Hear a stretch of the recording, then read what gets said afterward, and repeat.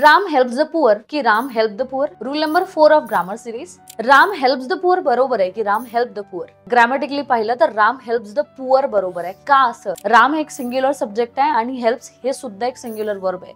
आता हे का बर? एक सब्जेक्ट वर्ब अग्रीमेंट नावाचं चॅप्टर आहे, त्याच्यात म्हटलं जातं की सब्जेक्ट जर सिंग्युलर असेल तर त्याच्या सोबत लागलेला जो वर्ब आहे तो सुद्धा सिंग्युलर असतो.